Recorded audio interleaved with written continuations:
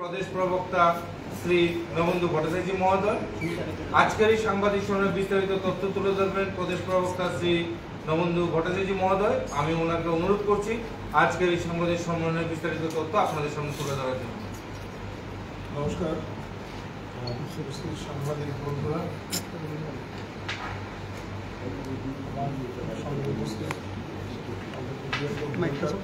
Mic बंद mic सम्पादक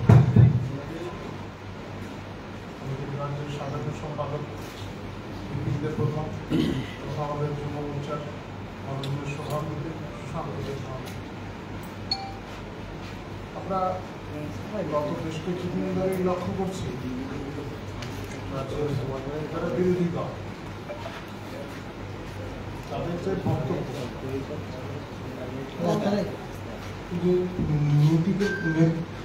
তাদের নীতিগত যে অবস্থান, সেই অবস্থান নিয়েও অনেক প্রশ্নচিহ্ন তৈরি হচ্ছে।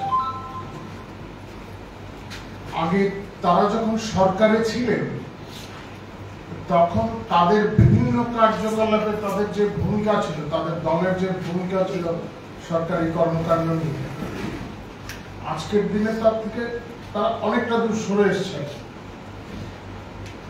এবং এই ধরনের অবস্থান পরিবর্তন শুধুমাত্র মানুষকে বিভ্রান্ত করার জন্য। তাদের বিভিন্ন বক্তব্য সারা দেশে বা বিশ্বের কাছে ত্রিপুরা এবং ত্রিপুরার মানুষকে যেভাবে পোর্ট্রেট করার চেষ্টা হচ্ছে, যেভাবে তুলে ধরার চেষ্টা হচ্ছে, সেটা কিন্তু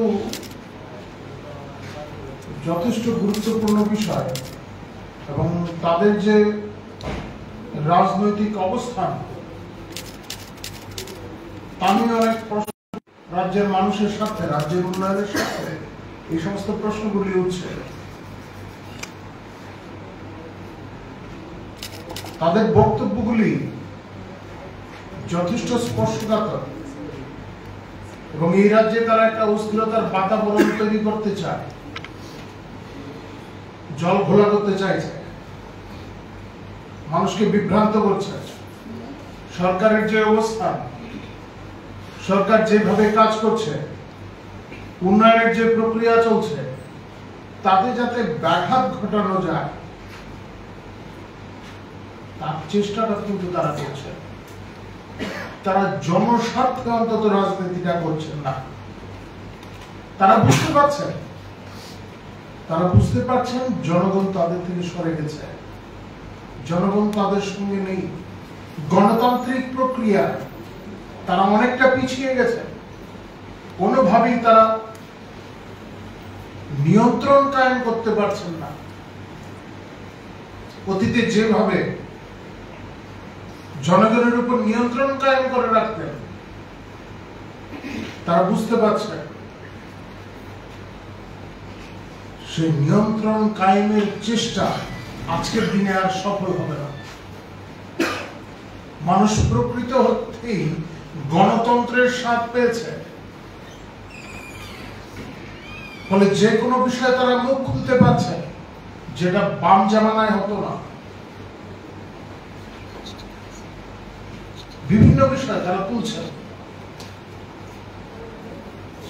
এই রাজ্যের মহিলাদের সুরক্ষার কথা বলছেন। কারা বলছে? বামফ্রন্টের নেতারা, তাদের সহযোগী যারা আছেন বর্তমানে তারাও বলছেন। আমি খুব বেশি দূর যাচ্ছি না। আমার যদি স্মৃতিভ্রম না হয়, 2008-এর ইলেকশনের আগে প্রগতি স্কুলের মাঠে টাক্কা তুলসীর ঘটনা আপনারা খতিয়ে দেখবেন কে মুখ্য অভিযুক্ত ছিলেন। তিনি আজকে নারী নির্যাতনের অভিযোগ তুলছেন। আর সেই নারী নির্যাতনের যারা ক্ষতিগ্রস্ত, যারা শিকার হয়েছিলেন, তাদের এই প্রগতি স্কুলের ময়দানে তৎকালীন সময়ের যে বিরোধী দলের মঞ্চে তুলে আনা হয়েছিল, কারা নেতৃত্বে ছিলেন তখন? তাদের অনেকেই আমাদের সঙ্গে আছেন। কিন্তু তাদের সঙ্গেও এখন অনেক গাঁটছড়া বেঁধে রেখেছে।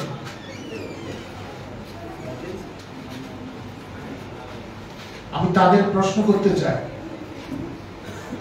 সেই টাক্কা তুলসীর ঘটনায় যে মুখ্য অভিযুক্ত, যাদের কথা আপনারা বলেছিলেন সেদিন, তাদের সঙ্গে বসে কথা বলছেন, রাজ্যের স্বার্থে তারা কথা বলছেন, নারী নির্যাতনের কথা তারা বলছেন।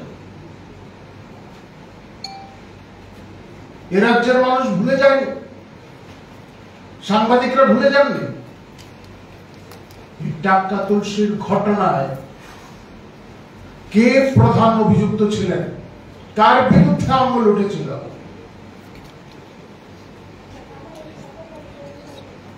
শুধু তাই না, রাজ্য সচিবালয়ের স্তরে, তখন পুরনো সচিবালয় ছিল, রাজ্য সচিবালয়ের ভেতরে নারী নির্যাতনের ঘটনা ঘটেছে। আর সেটাতে বাদ দিলাম, মন্ত্রীকে মন্ত্রিসভা থেকে বাদ দেওয়া হয়েছিল, নামটা আবার নাই নিলাম। কত ঘটনা বিরোধী দলের হয়ে নির্বাচনে লড়াইয়ের দায়ে গণধর্ষণ করে হত্যা।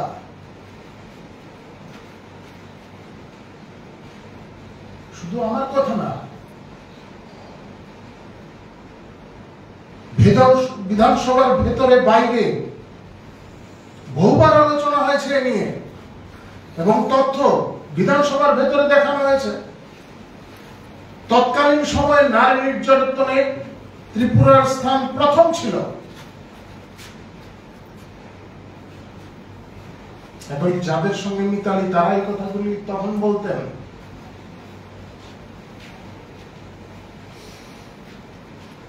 হ্যাঁ, তখন সিপিআইএম এর নেতারা বলতেন এটি সামাজিক অপরাধ, পার্টি বা সরকারের কিছু করার নেই, এই অপরাধের বিরুদ্ধে সবাইকে জাগ্রত হতে হবে। হ্যাঁ, আমরাও মনে করি সামাজিক অপরাধ, কিন্তু এই অপরাধে যারা অভিযুক্ত তাদের বিরুদ্ধে কি ব্যবস্থা নেওয়া আছে? তৎকালীন সময়ে ব্যবস্থা নেওয়া হতো না, কারণ দেখা যেত যারা অভিযুক্ত ছিল তাদের সিংহভাগই হতেন সিপিআইএম এর লোকজন, সিপিআইএম এর নেতা বা নেতার পরিবারের লোকজন। আর পুলিশ নিয়ন্ত্রণে থাকতো শাসক দলের, পুলিশ সঠিকভাবে কাজ করত না, অভিযুক্তদের ছেড়ে দিত। আজকের দিনে তা হয় না। এখন দেখার বিষয় হচ্ছে পুলিশ কিভাবে কাজ করছে। অপরাধ সংগঠিত হলে সেই ক্ষেত্রে অপরাধীদের বিরুদ্ধে পুলিশ কিভাবে ব্যবস্থা নেয়, কোন ছাড় দিচ্ছে কিনা, সেই সমস্ত বিষয়গুলি দেখা। এটা নিয়ে বিচার বিশ্লেষণ করা প্রয়োজন। তৎকালীন সময়ের সঙ্গে এখনের ফারাক কি? এখন দ্রুত ব্যবস্থা নেওয়া হয়, কাউকে ছেড়ে দেওয়া হয় না। শুধু মহিলা সংক্রান্ত অপরাধ কেন, যে কোনো অপরাধের ক্ষেত্রে আপনারা দেখে থাকবেন ভারতীয় জনতা পার্টির কার্যকর্তা অভিযোগ উঠেছে, পুলিশ জিজ্ঞাসাবাদ করছে, প্রয়োজনে গ্রেপ্তার করছে। হ্যাঁ, এটা ঠিক। পরে নির্দোষ প্রমাণিত হচ্ছেন, বেরিয়ে আসছে, অভিযোগ মুক্ত হয়েছে। কিন্তু পুলিশ দ্রুততার সঙ্গে ব্যবস্থা নেয়, কারণ পুলিশ এখন স্বাধীনভাবে কাজ করতে পারে, যেটা ইতিপূর্বে হতো না।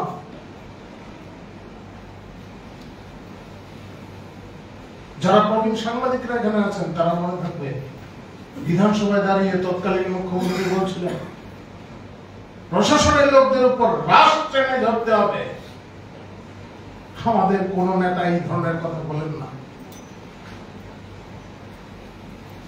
সেগুলি রেকর্ডে আছে।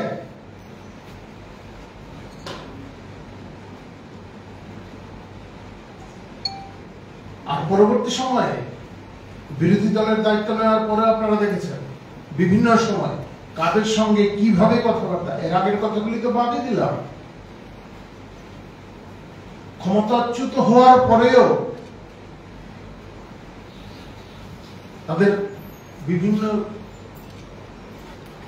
স্তরের যে আধিকারিকরা আছেন, পুলিশ প্রশাসন কিংবা সাধারণ প্রশাসনের আধিকারিকদের সঙ্গে যে ব্যবহার, স্ত্রী পুরুষ নির্বিশেষে, তারাই আবার সুরক্ষার কথা বলছেন, নারী নির্যাতনের কথা বলছেন। শোভা পায় না এই বিষয়গুলি। আর এটাও ভাববেন না যে মানুষ সব দ্রুত ভুলে যায়। মানুষের তো সহজে সবকিছু ভুলে যায়। বিভিন্ন সময় বলছেন এ রাজ্যে ভারতীয় জনতা পার্টির সরকার প্রতিষ্ঠিত হওয়ার পর ড্রাগসের প্রকোপ বেড়েছে। হ্যাঁ, আমাদের সরকার আসার পর ধরপাকড়টা বেশি হচ্ছে এবং বিষয়টা স্বাভাবিকভাবে প্রচারে আসছে। আমরাও চাই প্রচারে আসুক। জোট সরকারের পতন হয়েছিল এবং সেই পতনের পর তৃতীয় বামফ্রন্ট সরকার প্রতিষ্ঠিত হয়েছিল।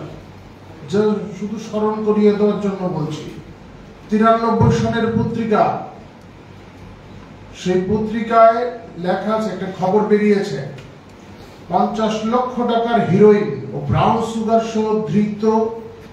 সহ ছাত্র ধৃত। 93 সনের পত্রিকা। প্রমাণ তখনও ছিল ব্রাউন সুগার, হিরোইন, এগুলি আপনারা ধরপাকড় করতেন না। শুরুতে পুলিশ ধরপাকড় করেছে, পুলিশের তো কোনো দোষ নেই, পুলিশ কর্মীদের কোনো দোষ নেই। আগে যে পুলিশ কর্মী ছিলেন এখনো তারাই আছেন, বিভিন্ন থানায় তারাই আছেন। তারা কাজ করতে পারেননি, তখন তাদের কাজ করতে দেওয়া হতো না, কারণ আপনারা রসদ সংগ্রহ করতেন। এই যে বহুতল বাড়ি বানিয়েছেন জুনিয়র পয়সায় নাকি, সেই সমস্ত জায়গা থেকে আপনারা রসদ সংগ্রহ করতেন। আমি সেদিনও বলছিলাম, আজকের দিনে এসে প্রত্যেক বাড়িতে পাকা বাড়ি আছে, গ্রামগঞ্জে ঘুরে দেখবেন। একটা সময় ছিল, এমনটা ছিল না। প্রধানমন্ত্রী আবাস যোজনার ঘর এই রাজ্যে তো সবে মাত্র শুরু হয়েছে আমাদের সরকার আসার পর। গ্রামে একটা পাকা বাড়ি থাকলে সেটা সুনিশ্চিত ভাবে চিহ্নিত করা যেত, সেটা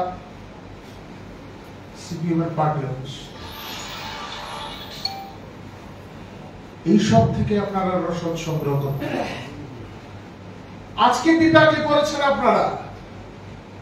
সমস্যা হচ্ছে, আমাদের সরকার আসার পর অনেকেই রাজ্য থেকে পালিয়ে গেছে। যারা নেশা দরবারের সঙ্গে, ব্যবসার সঙ্গে যুক্ত ছিলেন, তারা পালিয়ে গেছেন অনেকে। আপনারা তাদের কাছ থেকে শুল্ক আদায়টা করতে পারছেন না, সেই জন্যই আপনারা বলছেন কাজ নেই, খাদ্য নেই। আমাদের সরকার আসার পর থেকে আপনারা বারবার এই কথাগুলি বলছেন। একবার প্রমাণ করে দেখান কোথায় খাদ্য নেই, কোথায় কাজ নেই। একবার প্রমাণ করে দেখান। ন্যায্য মূল্যের দোকানগুলি দূরবর্তী এলাকা, সর্বোচ্চ দূরবর্তী এলাকা যেগুলি আছে, সেখানেও কোথাও অভাব নেই, ভরে আছে। ন্যায্য মূল্যের দোকানগুলিতে খাদ্য সামগ্রী যথেষ্ট পরিমাণে মজুদ আছে। আপনারা বলছেন, মানুষকে বিভ্রান্ত করছেন, অপপ্রচার করছেন। বন্যা পরিস্থিতি নিয়ে বলছেন। বন্যা পরিস্থিতি চলাকালীন সময়ে সর্বদলীয় বৈঠক হয়েছিল। সর্বদলীয় বৈঠকে আপনাদের অবস্থান কি ছিল? তখন আপনাদের বলার মতো অবস্থায় আপনারা ছিলেন না।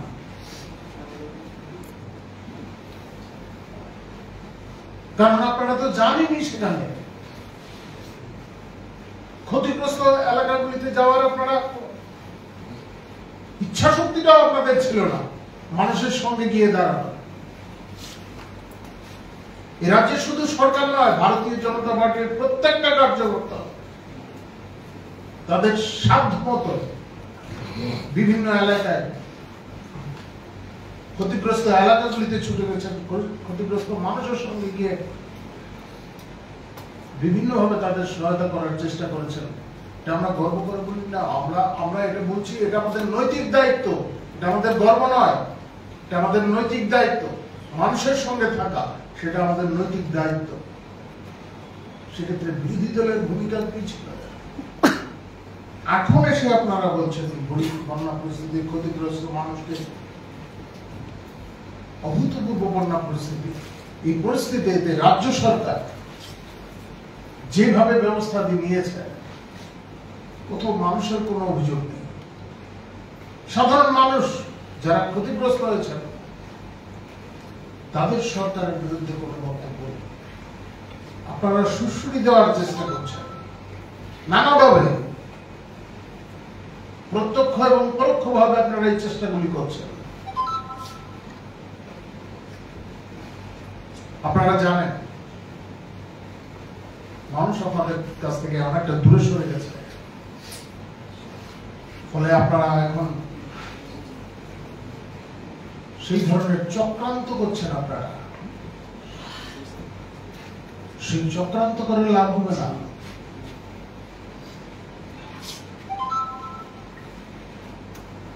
আপনারা বেকার যুবক যুবতীদের কথা বলছেন।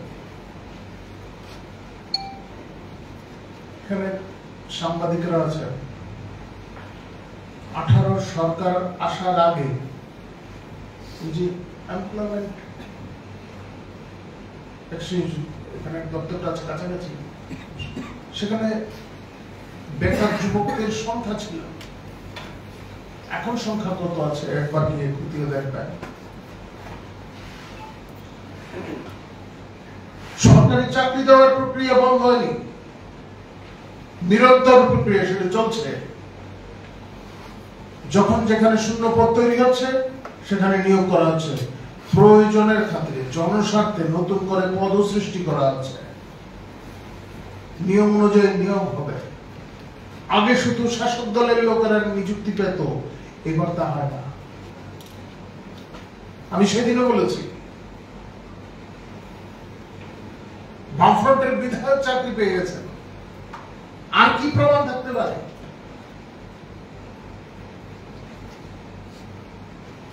আজকের দিনেও যে সমস্ত চাকরিগুলি হচ্ছে,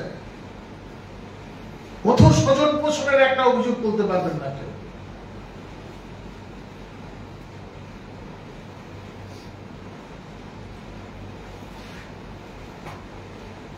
কিন্তু আমরা এও মনে করি শুধুমাত্র সরকারি চাকরি দিয়ে সমস্যার সমাধান করা যায় না,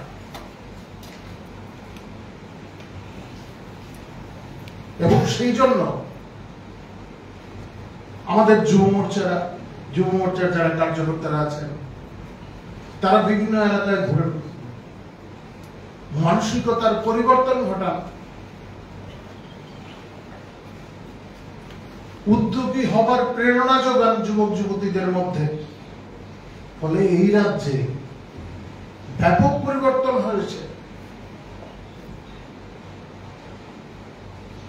মহিলা মোর্চার মাধ্যমে স্বসহায়ক দল গঠনের জন্য প্রেরণা যোগানো হয়েছে। ব্যাপক হারে সংখ্যা বেড়েছে, নিজস্ব উৎপাদন বাড়ছে।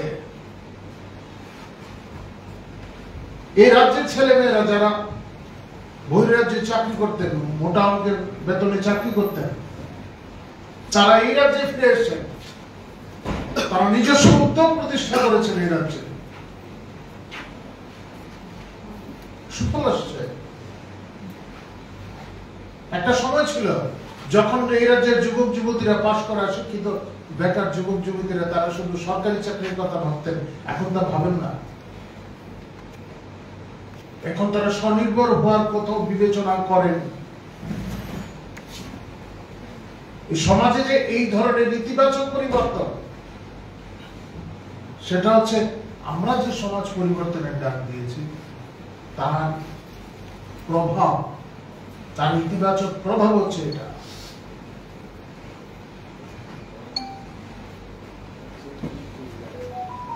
জনজাতিদের উন্নয়নের কথা বলছেন। কোন জনগোষ্ঠীকে দীর্ঘদিন ধরে কোন জনগোষ্ঠীর উপর দীর্ঘদিন ধরে নিয়ন্ত্রণ কায়েম করে রাখা যায়, করেছিলেন আপনারা। স্বশাসিত জেলা পরিষদের 28টি আসন, 28টি আপনাদের দখলে। ক্ষমতাচ্যুত হওয়ার কয়েক বছরের মধ্যে যে নির্বাচন হলো তাতে আপনারা শূন্যের কোঠায় চলে এসছেন।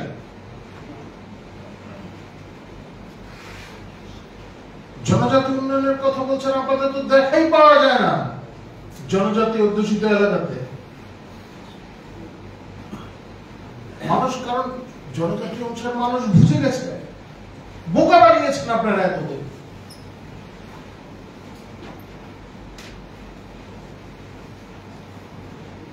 তাদের প্রকৃত উন্নয়নের জন্য আপনারা কিছুই করেননি। পরিবর্তন এসছে, সবচেয়ে বড় পরিবর্তন হলো মানসিকতার পরিবর্তন।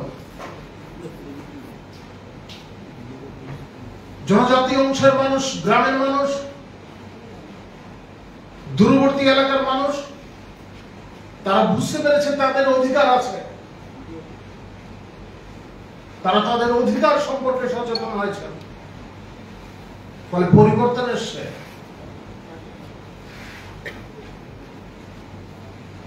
যারা সাংবাদিকরা বিভিন্ন এলাকায় ঘোরাঘুরা করেন, প্রত্যন্ত এলাকায় যান, তারাও দেখবেন যে পরিকাঠামোগত কি কি উন্নয়ন হয়েছে, পূর্বে কি অবস্থা ছিল, এখন কি আছে।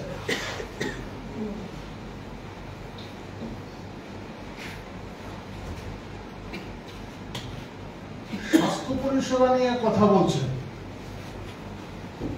একটা ট্রমা সেন্টার করেছিলেন যাওয়ার আগে, নাম ছিল ট্রমা সেন্টার। ট্রমা সেন্টারের কোনো ফ্যাসিলিটি ছিল না।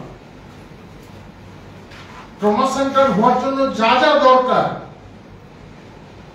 তা তো আমাদের সরকার আসার পরে হয়েছে, সরকারি নথিপত্রতে আছে।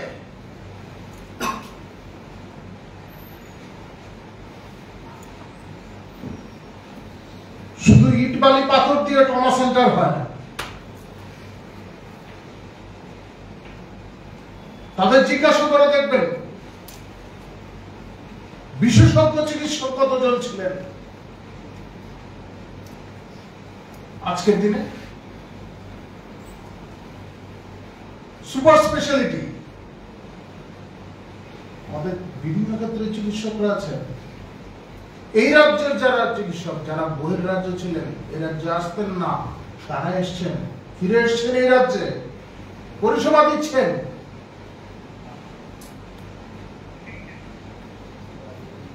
বহিরাজ্য থেকে এসে এই রাজ্যের ক্যান্সার হসপিটালে অস্ত্রোপচার হয়েছে, আপনাদের পত্রিকায় বেরিয়েছে, এই রাজ্যের পত্রিকায় বেরিয়েছে। স্বাস্থ্য পরিষেবা নিয়ে কথা বলছে।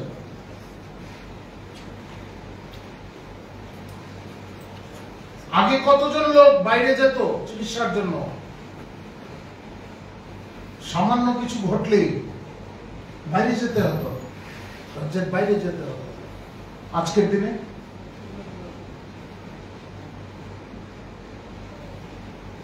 বিভিন্ন ধরনের জটিল অস্ত্রোপচার এই রাজ্যে হচ্ছে, সেগুলি এই রাজ্যের পত্র পত্রিকায় বেরোচ্ছে।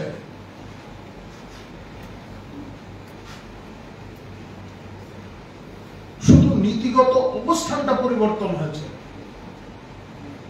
সরকার পরিবর্তনের পর, ভারতীয় জনতা পার্টির সরকার আসার পর নীতিগত অবস্থান পরিবর্তনের যে সুফল, সেটা হচ্ছে এটা। এই রাজ্যের চিকিৎসকরা, ইতিপূর্বে যারা ছিলেন, কিছু সংখ্যক যারা বাইরে ছিলেন, যারা উপযুক্ত সম্মান পেতেন না, তারা এই রাজ্যে ফিরে এসছেন। ফলে চিকিৎসা পরিষেবায় ব্যাপক পরিবর্তন এসছে।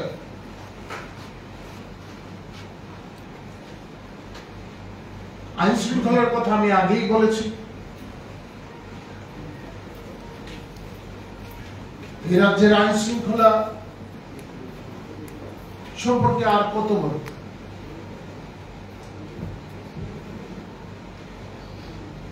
সদর এসডিএম হত্যাকাণ্ড, এটা বামেদের সাফল্য। শহরে বিধায়ক খুন হন, এটাই তাদের সাফল্য।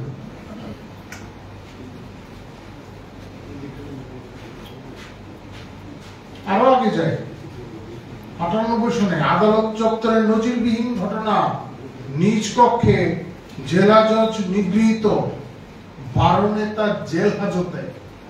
আর পরবর্তী সময় বিলোনিয়ার ঘটনা তো আপনারা জানেন, এটা আপনারা অবশ্যই ভুলে যাননি।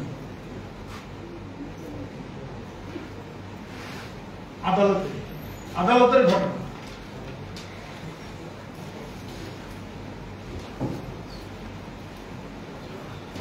সন্ত্রাসবাদ যখন এই রাজ্যে চরমে, তখন তৎকালীন সময়ের মুখ্যমন্ত্রী বলছেন সন্ত্রাসবাদ দমনে রাজ্যের দায়িত্ব কার্যত অস্বীকার করলেন মুখ্যমন্ত্রী। পত্রিকায় ফলাও করে প্রকাশিত মুখ্যমন্ত্রী বলছেন সন্ত্রাসবাদ দমনে রাজ্যের কোনো ভূমিকা নেই, কেন্দ্রীয় সরকারের দায়িত্ব। ঠিক আছে, কেন্দ্রীয় সরকার দায়িত্ব নিয়েছে, সন্ত্রাসবাদ যাতে আর এখানে মাথা চারা দিয়ে না উঠতে পারে তার জন্য ব্যবস্থা নিচ্ছে কেন্দ্রীয় সরকার। এখন আপনাদের সমস্যা কোথায়? আপনারা নতুন করে সৃষ্টি করতে পারছেন না, সেখানে আপনাদের সমস্যা।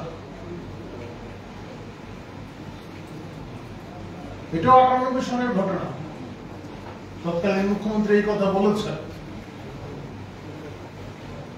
রাজ্যসভায় চর্চা হয়েছিল আমাদের রাজ্যের তৎকালীন স্বাস্থ্যমন্ত্রী বিমল সিনহা হত্যাকাণ্ডের পর। রাজ্যসভায় মুখ্যমন্ত্রী এই আলোচনার পর মুখ্যমন্ত্রীকে তলব করা হয়েছিল।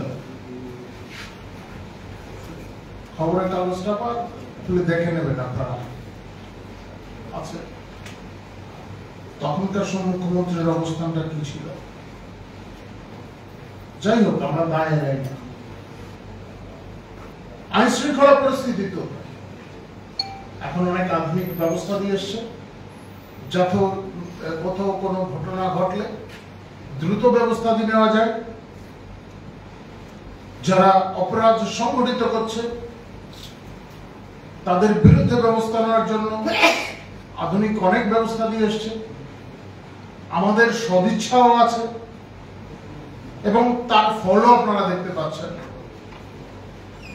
ছাড় পাওয়ার কোনো সুযোগ নেই, সে যেই হোক না কেন।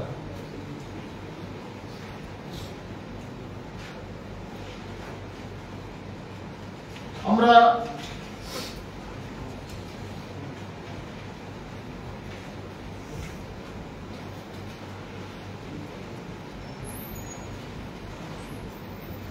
এই রাজ্যের আরেকটা বিষয় আমরা দেখছি, বিভিন্ন ভাবে বলার চেষ্টা করা হচ্ছে সাম্প্রদায়িক সম্প্রীতি নষ্ট করে। এইটা কিন্তু এই 18 নির্বাচনে যখন কোন কোন নেতা আজ করছিলেন যে ভারতীয় জনতা পার্টি, তারা তো ভাবতে পারেনি ভারতীয় জনতা পার্টি সরকার চলে আসবে, তো যারা আজ করছিলেন বিজেপির ক্ষমতা বাড়ছে, তখন থেকে তারা এই অপপ্রচারটা শুরু করেছিলেন। অনেক ক্ষেত্রে একটা সময় অবধি তারা এর সুফলও পেয়েছেন, কিন্তু এখন অবস্থার পরিবর্তন হয়েছে। বক্সনগরের যে নির্বাচন হয়েছে, উপনির্বাচন, তা তাদের শিক্ষা দিয়ে দিয়েছে। এবং পরবর্তী সময় লোকসভা নির্বাচন যে ফলাফল, তো এই সমস্ত বিষয় থেকে শিক্ষা নেওয়া উচিত। যাই হোক, রাজ্যের মানুষকে এভাবে বিভ্রান্ত করার চেষ্টা করছে, তাদের বিরুদ্ধে আমরা একটা দায়িত্বশীল রাজনৈতিক দল হিসেবে আমাদেরও কিছু কর্তব্য আছে, মানুষের সামনে বিষয়গুলি তুলে ধরা। আমরা একটা সিদ্ধান্ত নিয়েছি, আগামী 4 তারিখ এই সদর শহর এবং সদর যে গ্রামীণ জেলার যতগুলি মন্ডল আছে এগুলি বাদ দিয়ে রাজ্যের বিভিন্ন জায়গায়, রাজ্যের 46টি যে মন্ডল রয়েছে এই 46টি মন্ডলে পৃথকভাবে একযোগে বিকাল 3টায় প্রতিবাদ মিছিল সংগঠিত করা হবে। আমাদের কার্যকর্তারা বেরোবেন, আর সদর শহর ও সদর গ্রামীণ জেলা এই ক্ষেত্রে যে সমস্ত মন্ডল আছে এই মন্ডলের সদস্যরা, আমাদের কার্যকর্তারা আগরতলায় সেদিন সামিল হবেন বিক্ষোভ কর্মসূচিতে, সেই একই সময় বিকাল 3টায়। অর্থাৎ সারা রাজ্যে একযোগে বিভিন্ন মন্ডলের কার্যকর্তারা এই সমস্ত অপপ্রচারের বিরুদ্ধে, বিরোধীদের চক্রান্তের বিরুদ্ধে এবং রাজ্যকে হেয় প্রতিপন্ন করার যে অভিসন্ধি, যে চেষ্টা, তার বিরুদ্ধে সোচ্চার হবে। তো আমরা বিশ্বাস করি রাজ্যের মানুষ, রাজ্যের শুভবুদ্ধি সম্পন্ন মানুষ, তারাও আমাদের তরফ থেকে যে এই উদ্যোগে তারাও সামিল হবে। এবারে আপনাদের যদি কোনো বিষয় জিজ্ঞাসা থাকে আপনারা জিজ্ঞাসা করতে পারেন। আপনি যে বিষয়গুলি নিয়ে আজকে কথা বলেছেন, বিরোধীরা যে সকল অভিযোগ করছে, ঠিক তারই পরিপ্রেক্ষিতে আগামীকাল সিপিআইএম এর রাজ্যে প্রতিবাদ কর্মসূচি রয়েছে, সেই বিষয়টা নিয়ে আপনার প্রতিক্রিয়া? গণতান্ত্রিক ব্যবস্থাপনায় প্রতিবাদ করার অধিকার প্রত্যেকের আছে। গণতন্ত্র না থাকলে প্রতিবাদ করা যায় না। বাম জমানায় প্রতিবাদ হতো না, গণতন্ত্র ছিল না, মানুষ সাহসী পেতেন না প্রতিবাদ করা, প্রতিবাদের কণ্ঠটা হারিয়ে গেছিল। ভারতীয় জনতা পার্টির সরকার প্রতিষ্ঠিত হওয়ার পর গণতন্ত্রকে সুনিশ্চিত করা হয়েছে, মানুষের অধিকার সুনিশ্চিত করা হয়েছে। প্রতিবাদ করার ক্ষেত্রে কোনো বাধা নেই, গণতান্ত্রিক প্রক্রিয়ায় প্রতিবাদ করব, কিন্তু মানুষকে বিভ্রান্ত করার চেষ্টা হলে তার প্রতিবাদ আমরাও করব। আর আইন শৃঙ্খলার অবনতি ঘটানোর কোন চেষ্টা করলে সরকার তার বিরুদ্ধে ব্যবস্থা নেবে।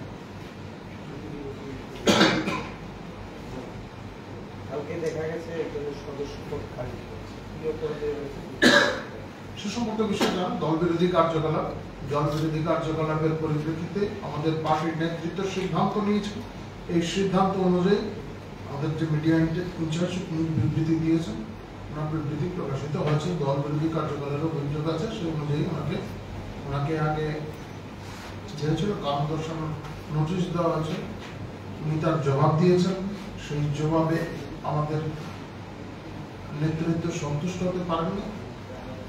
শৃঙ্খলা রক্ষাকারী বিরোধীদের একটা অভিযোগ যে নির্বাচন হওয়ার পরে একটা সন্ত্রাসের সৃষ্টি হয়। পঞ্চায়েতে যে নির্বাচন গেছে তারপরেও দেখা গেছে অনেক জায়গাতে বাড়ি তোলা হয়েছে, মানুষ এখনো যেতে পারছে না এবং কারোর জীবন জীবিকার ক্ষেত্রে আটকানো হচ্ছে, যেমন পটু দেওয়া হচ্ছে না, তারা বেরোতে পারছে না। সে বিষয়ে কি বলবে? সেটাই তো বড় বিষয়। সন্ত্রাসীরা সন্ত্রাসের বিরুদ্ধে কথা বলছে। এই রাজ্যের যে সন্ত্রাসের ইতিহাস, সর্বশেষ তাদের পক্ষে যাওয়া সর্বশেষ বিধানসভা নির্বাচন হচ্ছে 2004।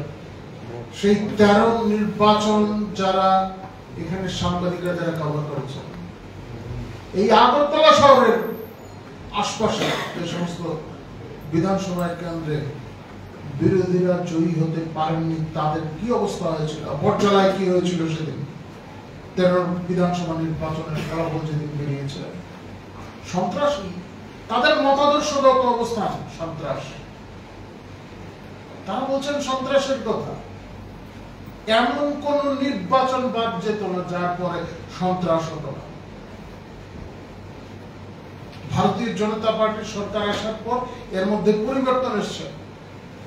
আমাদের প্রথম কোন বিধানসভা নির্বাচন যার নির্বাচনোত্তর কোন সন্ত্রাস হয়নি, সেটা 18-র পর আর দেশের নির্বাচন এমন একটা নির্বাচন যার আগে এবং পরে নির্বাচনী মানে রাজনৈতিক সন্ত্রাসে কেউ বলি হননি।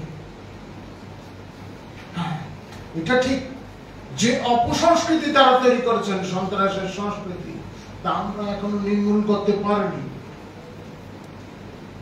সেটা একটা ভাইরাস, এই ভাইরাস কাজ করছে।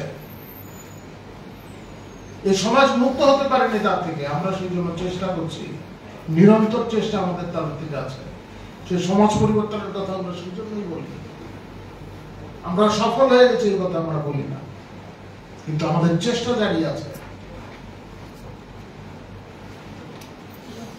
গতকাল যে সহসভাপতিকে বহিষ্কার করা হয়েছে সেই বিষয় নিয়ে উনি আজকে সামাজিক মাধ্যমে লিখেছেন যে ওনার কাছে সেই মেমোরেন্ডাম নিয়ে পৌঁছেনি, 1 নম্বর কথা। 2 নম্বর কথা হচ্ছে উনি বলেছেন যে ওনাকে যে এক্সপেল করা হয়েছে সেই বিষয়ে রাজ্যের দেশের প্রধানমন্ত্রী এবং স্বরাষ্ট্রমন্ত্রীর সঙ্গে এই বিষয়ে কোনো অনুমতি নেওয়া হয়েছে কিনা, কারণ তাদের জন্য তিনি পার্টিকে জয়েন করছিলেন। এই বিষয়টা নিয়ে আপনি প্রধানমন্ত্রী কি করেছেন সেটা আমাদের জানা নেই, তবে ভারতীয় জনতা পার্টি তার নিজস্ব সংবিধান আছে এবং পার্টির সংবিধান অনুযায়ী কাজ হয়। ভারতীয় জনতা পার্টির কোনো সদস্যকে, সাধারণ সদস্যকে যদি বহিষ্কার করতে হয়, পার্টি থেকে অব্যাহতি দিতে হয়, তাহলে ভারতীয় জনতা পার্টির প্রদেশ সভাপতি এই সিদ্ধান্ত গ্রহণ করেন এবং সেই অনুযায়ী পার্টির নেতৃত্বের এবং আমাদের যে অনুশাসন বিষয়গুলি যারা দেখেন, শৃঙ্খলা রক্ষাকারী কমিটি, তাদের পরামর্শ মতো আমাদের সভাপতির অনুমোদন ক্রমে সিদ্ধান্ত হয়েছে এবং সেই সিদ্ধান্ত সম্পর্কে যাদের যাদের অবগত করার তা করা হয়েছে। শুধু সাংবাদিকদের অবগত করার দায়িত্ব ছিল বিবৃতি দিয়ে, সেটা আমাদের সুনিশ্চিততা করেছে।